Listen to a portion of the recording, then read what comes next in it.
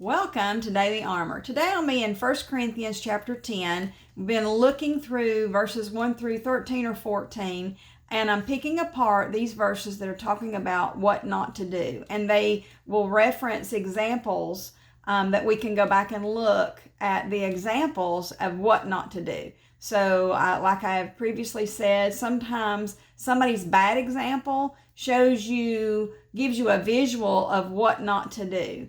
And as we're picking apart these verses here of those things that the Lord does not want us to do, He does not want it to be a part of our life, then He's also going to give us things, references that tell us what we can do and what we should be doing, and how that we counteract that stuff in the flesh that we have a tendency to want to fall into those traps. So previous devotion was about not lusting after evil things, and we had that bad example was given to us in Numbers chapter 11 verses 4 through 10, and then our remedy for that was a few of the verses that it was shared was in Hebrews chapter 13 verse number 5, Philippians chapter 4 verse 6 and verse 11, and then Psalms 100 verse number 4, and there was some other psalms that I referenced, I believe.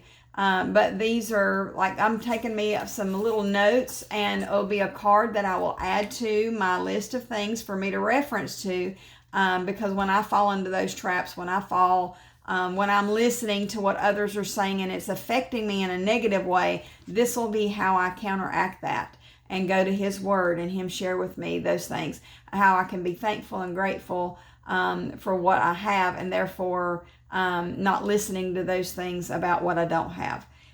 So today we're going to be looking at verse number 7 in 1 Corinthians chapter 10. And verse number 7 says, "Neither be idolaters, as were some of them, as it is written. The people sat down to eat and drink and rose up to play." And, that just made me curious. I'm like, okay, what is that referencing? What is that referring to? And so we're going to be looking at what that reference to, and we'll find that in the book of Exodus, chapter number 32, and we'll be looking at verses 1 through 8 for the sake of time, and then I'll be leading us to a few verses for you to look at on your own and study out on your own to help us to not fall into these same traps. So if we look at Exodus chapter 32, and we're looking through 1 through 8, I'm going to read those 8 verses, and it says, "And when the people saw that Moses delayed to come down out of the mount, the people gathered themselves together unto Aaron and said unto him, Up, make us gods, which shall go before us. For as for this Moses, the man that brought us up out of the land of Egypt, we wot not what is become of him. And Aaron said unto them, Break off the golden earrings which are in the ears of your wives, and of your sons and of your daughters, and bring them unto me. And all the people brake off the golden earrings which were in their ears, and brought them unto Aaron. And he received them at their hand, and fashioned it with a graven tool, after he had made it a molten calf. And they said, These be thy gods, O Israel, which brought thee up out of the land of Egypt. And when Aaron saw it, he built an altar before it, and Aaron made proclamation and said, Tomorrow is a feast unto the Lord. And they rose up early on the morrow and offered burnt offerings and brought peace offerings. And the people sat down to eat and to drink, and they rose up to play." See the reference? You hear that? It says, "And the people sat down to eat and to drink and rose up to play." Rose up to play. And this was not godly play. This was not good. Verse number 7 and verse number 8, it speaks about God's reaction to this. It says, "And the Lord said unto Moses, Get thee down, for thy people, which thou broughtest out of the land of Egypt, have corrupted themselves. They have turned aside quickly out of the way which I commanded them. They have made them a molten calf, and have worshipped it, and have sacrificed thereunto, and said, These be thy gods, O Israel, which have brought thee up out of the land of Egypt." The Lord is very hurt and very angry by what the people have done. And they have made this molten calf, and they've said, This is what brought us out of Egypt. Now, they were already out of Egypt. The victory had already been done. And yet this is something that they made with their own hands. They're looking to they want something they can hold on to in a time when they feel like they have nothing to hold on to. But whenever we don't know what to do, or we're in the valley of decision, When it seems like the Lord isn't there, He is there. We just know by faith that He's there. He sees everything. He knows everything. And as this bad example, I want to point out a few things that led them to that. That maybe if we notice that in their lives, remember this is our bad example, so we have to notice. Well, what happened to them that could happen to me? What did they do that I could fall into those same traps? So we're not looking at this situation saying, oh, well, we would never do that. I will never make a golden calf. No, maybe I will never make a golden calf, and maybe you will never make a golden calf. But there's lots of ways that we can look to something else or give something else or someone else credit for something that God Himself has done and can and will take care of. And let's look at verse number 1. I want us to notice the first thing that there was lots of things that stood out to me. And then lots of things that are standing out to me that lets me know, hey, you've got a tendency to look at things you shouldn't be looking at. Looking at the circumstances, looking at the obstacles, looking at the what ifs, looking at all these things that are distracting and that are discouraging. And that's what the people here have done. It says, and when they saw, Moses delayed. The people gathered themselves together. When they saw, they were looking around. They're like, Moses has not been back. It's been about 40 days. He's probably should have been back by now. And then they go in their imagination, and what do you think they said? The same things that we would say. Well, what if he was killed? Well, what if it was this? What if he left and went somewhere else? What if he's, decided he's done with us? What if this? All this stuff that we have no clue. All they're seeing is that Moses isn't there. And then they're conjuring up all these ideas about what could have happened or what might have happened. And so then while they're not seeing something that they're wanting to see, and they're feeling a little out of sorts, and it's making them be, fear is welling up, and they're becoming afraid. Fear is a driver to destruction. Fear will never take us down the right path. And God's told us not to fear because we cannot make decisions out of fear. We have to go forth in the faith by the word of the Lord. By the word of the Lord. Not by what sounds good or what makes sense. I'm a list maker, and if I'm not being careful, I will be like, okay, here's the pros, here's the cons. Let's make an informed decision. It's not about me making an informed decision. It's about hearing a word from the Lord. It's about going to Him and asking Him. So as the people gather themselves together and they're trying to come up with a plan, they're actually looking to themselves to try to find the answer. And they think they've come up with a plan. So they with the plan, they come up together. They all gather together and are like, okay, we're going to go to Aaron, and we're going to tell him, you make us a god. And they say, look what they say, up. They gather themselves together, and they're here before Aaron. They say, up, make us gods, which shall go before us. As for this Moses, the man that brought us up out of the land of Egypt, we know not, let me look at it again. We know not, we wot not what is become of him. We wot not what is become of him. And so they're questioning, and they've all come up with these possibilities of what's happened to Moses. He's died, or he's left them and went somewhere else, or all these other things that the imagination can do. And none of that was correct.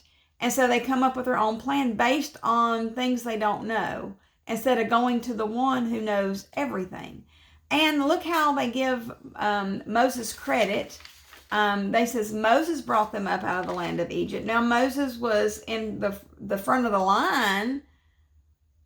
Moses is, the one who God was speaking to, but ultimately who was the one who gave them the victory? Who parted those waters? It wasn't Moses.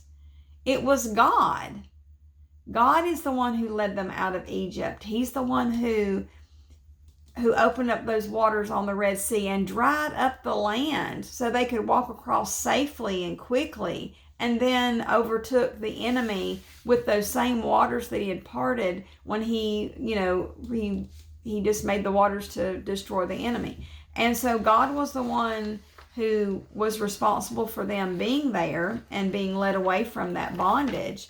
And yet they're thinking it was Moses. So it's like all their hope was in Moses.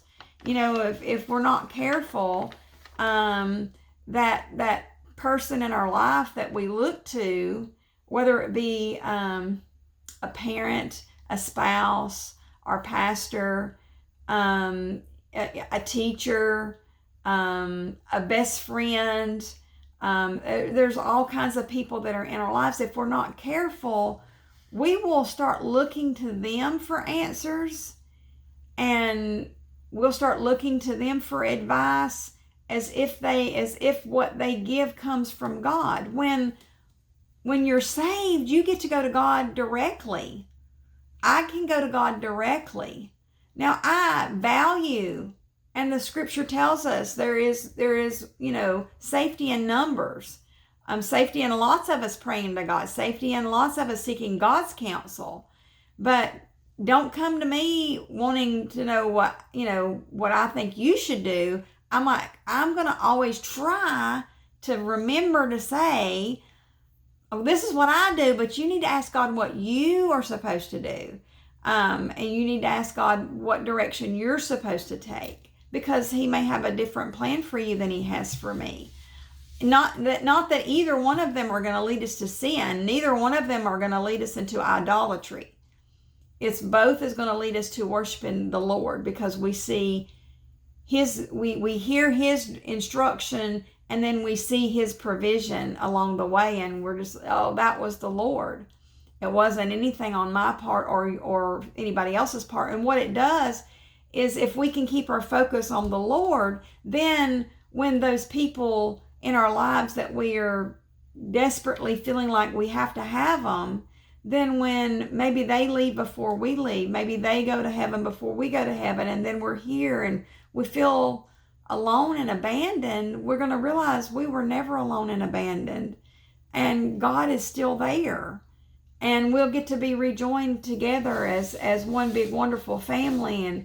And it could be that person that we rely on before we go to the Lord, and that's a dangerous thing to do. So that's what the people were doing. They come up with their own plan. They went to Aaron, and they were like, you need to execute this plan, you need to come up with this. He's feeling all this pressure from the people. He doesn't seek counsel from the Lord, and he doesn't have his brother there, and so he's wondering himself. He's having doubts and fears himself, and instead of seeking counsel of the Lord, they come up with their own plan. And when we come up with our own plan, and I can think of two specific things for me that I'm like, okay, well, I'm in this situation, and so this is what I'm gonna do. And the Lord has used this to remind me, no, that's not what you're to do. You're to ask me what to do. You're to ask counsel of the Lord, seek counsel of the Lord. Another thing that I noticed here that the people did, and I find it in verse number 4, and it says, because in verse number 2, 3, and then the first part of 4 is Aaron getting the gold, and he's molding it down or melting it down, and he's fashioning it with the tool, so he's making this little golden calf. Then in verse number 4, we see what happens after they've done this, and what is said. And they said, these be thy gods, O Israel, which brought thee up out of the land of Egypt. They're like, he's making this announcement, this proclamation, and saying, this is what brought us out of Egypt. What? First of all, you said it was Moses, when really it was God, and it wasn't Moses, and it wasn't certainly this golden calf that you just created with your own hands. It wasn't even, this item isn't even real, has no powers of any kind, when it was God the whole time. So giving credit to something or anything else, and I have made that mistake. I have absolutely made that mistake. I have given credit to, just in the excitement of saying, oh, you're so great, or you're so wonderful, thank you, whatever. I've given credit somewhere else when it should have been going to the Lord. I should have been like, the Lord has used you in a big and mighty way in my life. Thank you so much for for that part that you played, but I praise the Lord for what he's done. And I have made that mistake. I did that with a doctor who, helped me. And when I left there, I'm like, oh my goodness, you shouldn't have been thanking them like it was all about them. I mean, I felt terrible when I left there. I'd done it, and I'm like, Lord, I'm so sorry that I should have gave you praise and thankfulness first, and then just thank them for their part and letting them know that God was using them. So that was that was my mistake. And I'm sure we've all done stuff like that. So don't point your finger at me. Oh, Miss Teresa, I can't believe you did that. Well, I'm sure somewhere down the line, you've done that yourself. And this is what the Israelites had done. They said, oh, this golden calf, it's the one who brought us out of Egypt, and it's going to go before us and lead us to where we need to go next. No, God was very offended. This is going against exactly what God said not to do. He said, we shall have no idols. You shall worship nobody but him. He said he's a jealous God, and he's not going to approve of that. And we can only go to him. He's real, and he's the only one that is real. All this other stuff isn't. We can't hold on to it. We can't hold on to any of that stuff. And that's something that they did. It's something that I saw. And then to notice that they went a step further, and Aaron made an altar. And he made this proclamation that they're going to have this feast before the Lord. They gave sacrifices to this calf, and they prepared a feast. And this feast was all about the flesh. It was all about having a good time and making themselves feel better, and making themselves feeding that flesh. And that's exactly what this is talking about here in verse number 6, where it says, and the people sat down to eat and drink and rose up to play. That was nothing about anything else but about themselves, making themselves feel better. And when making ourselves feel better has taken worship away from God, who is due the worship, when it is offering up sacrifices and making an altar and building a shrine or whatever you might say, and putting the focus on anything but God, we have offended the God of the universe, our Creator.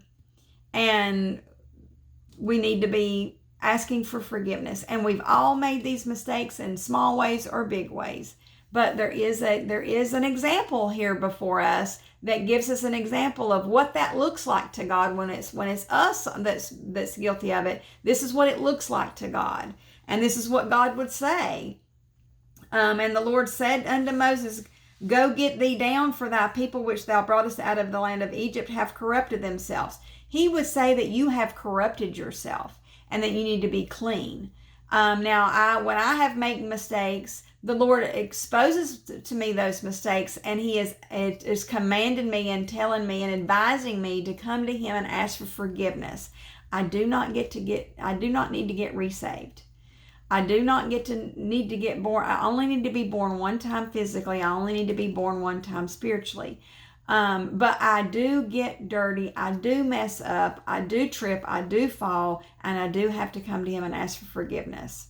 Now, my hope is that I will never, ever set anything up as any kind of idol, any person, anything, any activity, any personal, anything above the Lord. And not looking to a credit card. I'm not looking to food. I'm not looking to my spiritual leaders for ultimate. I'm looking for God's message to come through them. But if the Lord removes my husband from my home, and I don't even like to think about that, then my goal is to stay looking unto Jesus, the author and the finisher of my faith. That I'm going to be responsible for moving on, looking unto the Lord, looking unto Jesus for what he wants for me for the rest of my days. And that's what we all have to strive to, is always looking unto the Lord, looking unto God. And this is what the people could have done. This is what Aaron could have done. This is what we can do.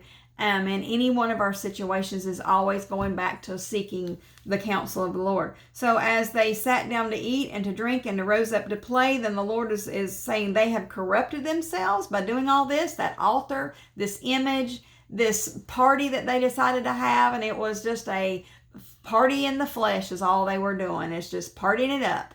And the Lord was like, oh, that is foolish and that is fleshly and that is, you have corrupted yourself. And when we have made those mistakes, we can come to Him and ask for forgiveness. And He is faithful and just to forgive us.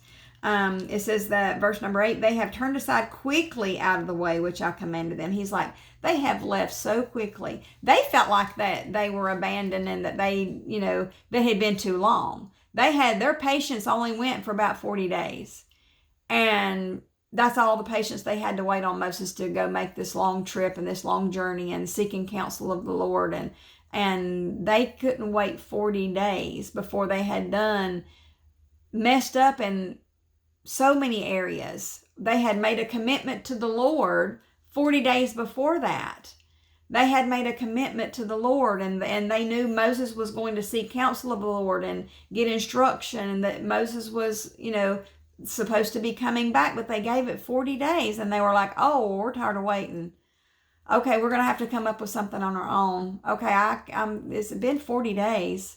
They felt like that was way too long, and the Lord's saying, oh, it was such little time. Look what He says. They have turned aside quickly. He said it was just been 40 days. It's not even been that long. But from the people's perspective, from my perspective, it's been way too long, Lord.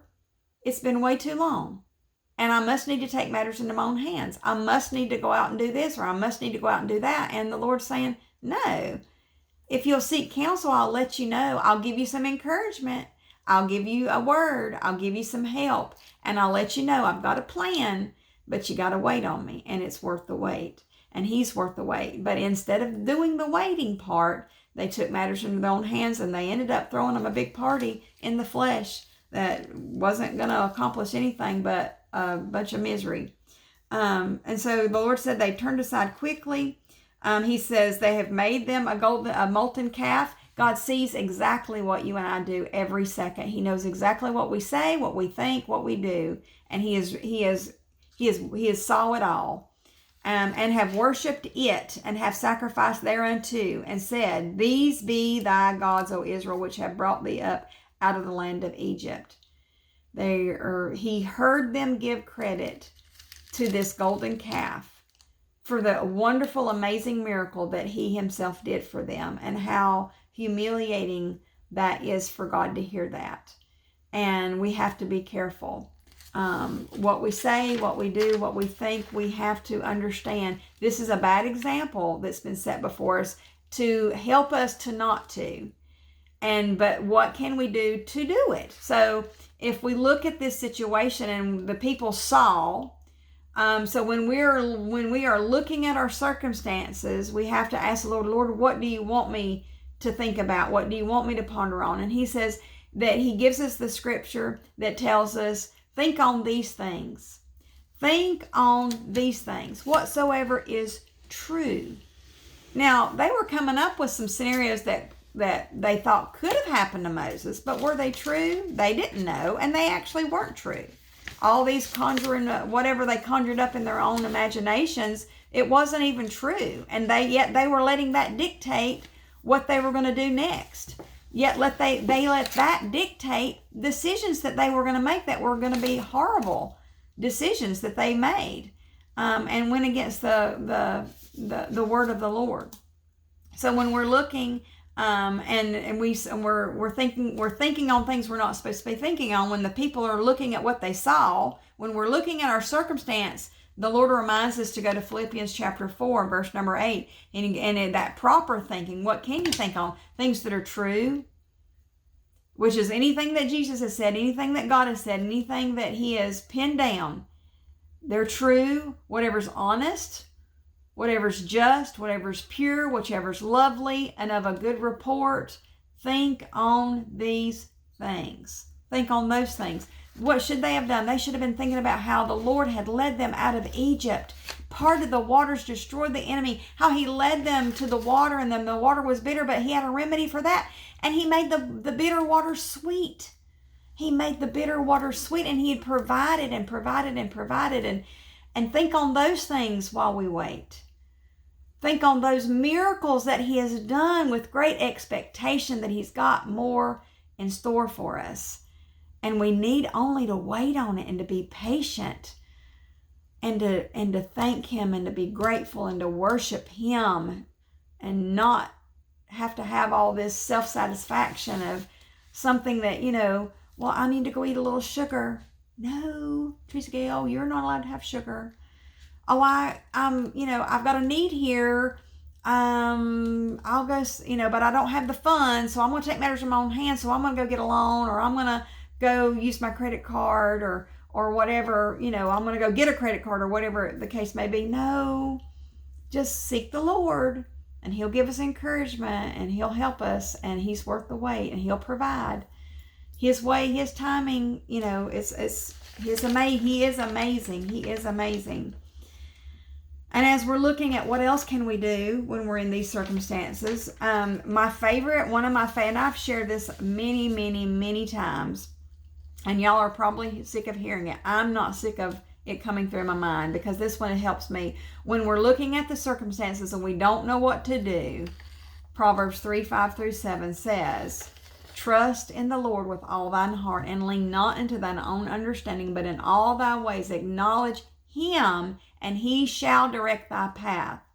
Be not wise in thine own eyes, for the Lord, fear the Lord. Fear the Lord above all else. Fear him being disappointed. Fear him being discouraged with us. Fear him his ability to destroy and correct and all that comes along with that. Fear the Lord and depart from evil. Push away those thoughts of taking matters into our own hands. Push away those thoughts. Well, this is what, I've been waiting and I can't wait no longer. Push away those. Those are evil thoughts. They're not thinking about those things that are proper and true and just, and that's everything that the Lord has said and everything the Lord has instructed us to do. Another thing that we can go to, I want to go to Proverbs chapter number 19, verse number 21. Let me flip over to that one real quick here. Proverbs 13. Let me get my pages are sticking a little bit right there. Or 19, I'm sorry, verse 19. I wonder I wasn't. Verse 19, or chapter 19, Proverbs 19, verse 21, and it says, there are many devices in a man's heart. There are many things that we can come up with on our own. There are many ways that we can do these scenarios. I know I'm a list maker and I can write the list. My husband has this wonderful, amazing imagination, and he will look at a wreck, and he would be like, oh, I bet this car did that, and I bet that, I bet somebody was crossed the line, or I bet this. I mean, he'll think of all kinds of scenarios, and I'm like, honey, hush, none of that may have been true. You have no idea. It could have been a deer. It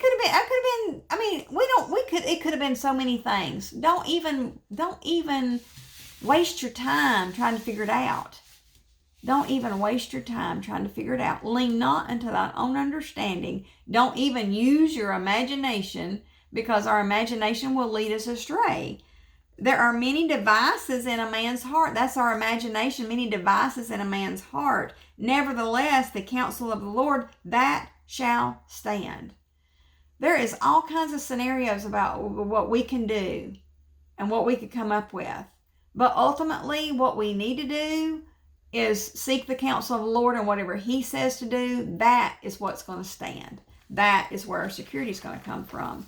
And then I want to leave us with one more thing. I want us to go to the book of Job, chapter 1, the book of Job, chapter 1, which has just been a precious book in my life. The book of Job has been. So go to chapter 1. Job has just experienced horrible, horrific. I mean, it makes me want to cry just thinking about what he has just went through, what he has just experienced. He has no clue how to proceed forward. He has no clue, understanding what has even just taken place. He has been blindsided. He has been, just shocked at the events that have taken place recently in his life.